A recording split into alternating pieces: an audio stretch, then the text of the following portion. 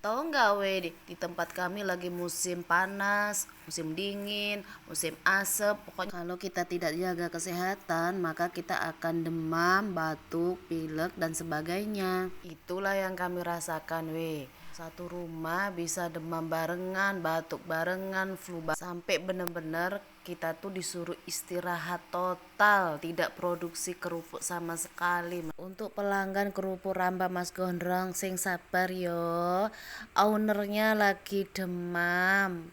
Doakan aja owner kerupuk Ramba Mas Gondrong cepat sembuh dan bisa aktivitas kembali.